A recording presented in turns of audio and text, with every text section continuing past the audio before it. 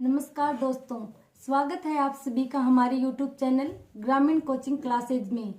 आज मैं आपके लिए लेकर आई हूँ राजनीति विज्ञान के टॉपिक संसद के कुछ महत्वपूर्ण प्रश्न जो कि रिट परीक्षा की दृष्टि से उपयोगी हैं।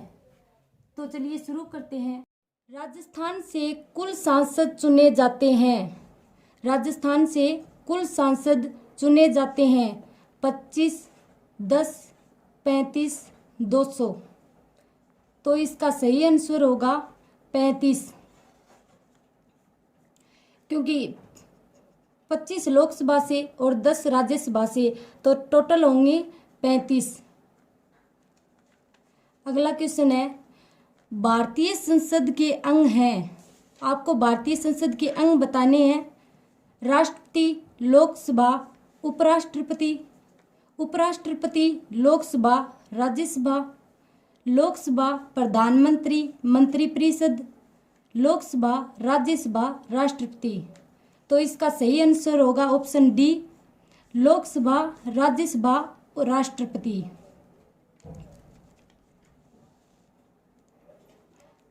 हमारा तीसरा क्वेश्चन है, संसद के संयुक्त अधिवेशन की अध्यक्षता कौन करता है? संसद के संयुक्त अधिवेशन की अध्यक्षता कौन करता है? राष्ट्रपति, लोकसभा अध्यक्ष, उपराष्ट्रपति, उपयुक्त में से कोई नहीं। इसका सही आंसर होगा लोकसभा अध्यक्ष। संयुक्त अधिवेशन की अध्यक्षता लोकसभा अध्यक्ष करता है, जबकि संयुक्त अधिवेशन को आहूत राष्ट्रपति करता है। हमारा अगला क्वेश्चन है, किसी संसद सदस्य को सदन की अनुमति के बिना कितने दिन से अधिक अधिवेशनों में अनुपस्थित रहने पर सदन उसकी सदस्यता समाप्त कर सकता है? किसी संसद सदस्य को सदन की अनुमति के बिना कितने दिन से अधिक अधिवेशनों में अनुपस्थित रहने पर सदन उसकी सदस्यता समाप्त कर सकता है? 60 दिन, 40 दिन, 14 दिन, 65 दिन। तो इसका सही आंसर होगा 60 दिन। हमारा अगला क्वेश्चन है, संसद में गैर सरकारी सदस्य किसे कहा जाता है? गैर सरकारी सदस्य बताना है आपको। विपक्ष के सदस्यों को, मंत्रियों के अतिरिक्त सभी सदस्यों को, जिनका निर्वाचन संसद हेतु प्रत्यक्ष निर्वाचन द्वारा नहीं हुआ है, महान्यायवादी। तो इसका सही आंसर होगा ऑप्शन बी, मंत्रियों के अतिरिक्त सभी सदस्यों को। मंत्री होते हैं वो सरकारी सदस्य कहलाते हैं और इनके अतिरिक्त सभी सदस्य गैर सरकारी सदस्य कहलाते हैं। हमारा अगला क्वेश्चन है, संसदीय प्रणाली निर्भर है। संसदीय प्रणाली निर्भर है एक दलीय प्रणाली पर, राजनीतिक दलों पर, नागरिकों द्वारा निर्मित संस्थाओं पर, मूल अधिकारों पर। संसदीय प्रणाली निर्भर है एक दलीय प्रणाली पर, राजनीतिक दलों पर, नागरिकों द्वारा निर्मित संस्थाओं पर, मूल अधिकारों पर। तो इसका सही आंसर होगा ऑप्शन बी, राजनीतिक दलों पर। संसदीय प्रणाली है वो राजनीतिक दलों पर निर्भर करती है। हमारा 7वां क्वेश्चन है, लोकसभा का कार्यकाल ऑप्शन किसी भी परिस्थिति में नहीं बढ़ाया जा सकता है, एक बार में 6 महीने तक के लिए बढ़ाया जा सकता है, आपातकाल की घोषणा के दौरान एक बार में 1 वर्ष तक के लिए बढ़ाया जा सकता है, आपातकाल की घोषणा के दौरान एक बार में 2 वर्ष तक के लिए बढ़ाया जा सकता है। तो इसका सही आंसर होगा ऑप्शन सी, आपातकाल की घोषणा के दौरान एक बार में 1 वर्ष तक के लिए बढ़ाया जा सकता है। हमारा अगला प्रश्न है, धन विधेयक सर्वप्रथम किस सदन में प्रस्तुत किया जाता है?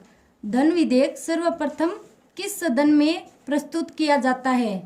राज्यसभा में, लोकसभा में, किसी भी सदन में, विधान परिषद में। धन विधेयक बताना है आपको कि सर्वप्रथम किस सदन में प्रस्तुत किया जाता है? राज्यसभा में, लोकसभा में, किसी भी सदन में, विधान परिषद में। तो इसका सही आंसर होगा लोकसभा में। साधारण विधेयक होता है वो किसी भी सदन में प्रस्तुत कर सकते हैं, लेकिन जो धन विधेयक होता है वो सर्वप्रथम केवल लोकसभा में प्रस्तुत किया जाता है। हमारा 9वां क्वेश्चन है, निम्नलिखित कथनों में से सही क्या है? निम्नलिखित कथनों में से सही क्या है? सही बताना आपको कौन से कथन सही हैं। लोकसभा अध्यक्ष को शपथ ग्रहण की आवश्यकता नहीं होती है। जब लोकसभा अध्यक्ष को पदच्युत करने के संकल्प पर विचार विमर्श कर रही हो तो वह सदन की अध्यक्षता नहीं कर सकता है। लोकसभा अध्यक्ष सदन में विधेयक को पारित प्रक्रिया के समय किसी प्रश्न पर पक्ष एवं विपक्ष में समान मतों की स्थिति में निर्णायक मत देता है। ऑप्शन डी उपर्युक्त सभी। सही बताने आपको, तो इसका सही आंसर होगा उपर्युक्त सभी, क्योंकि लोकसभा अध्यक्ष को शपथ ग्रहण की आवश्यकता नहीं होती है। ये कथन सही है। लोकसभा अध्यक्ष होता है वो लोकसभा सदस्य के रूप में पहले ही शपथ ग्रहण कर चुका होता है, तो इसलिए वह लोकसभा अध्यक्ष के रूप में शपथ ग्रहण नहीं करता है।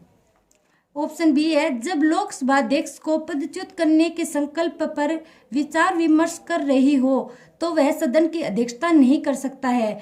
लोकसभा अध्यक्ष को जब हटाने की प्रक्रिया चल रही होती है तो वह सदन की अध्यक्षता नहीं करता है। लोकसभा अध्यक्ष सदन में विधेयक को पारित प्रक्रिया के समय किसी प्रश्न पर पक्ष एवं विपक्ष में समान मतों की स्थिति में निर्णायक मत देता है।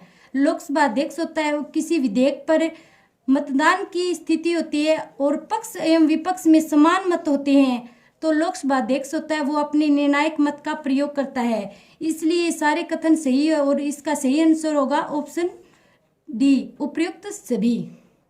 हमारा 10वां क्वेश्चन है, केंद्रीय मंत्री परिषद सामूहिक रूप से किसके प्रति उत्तरदायी है? केंद्रीय मंत्री परिषद सामूहिक रूप से किसके प्रति उत्तरदायी है? सामूहिक रूप से बताना है आपको।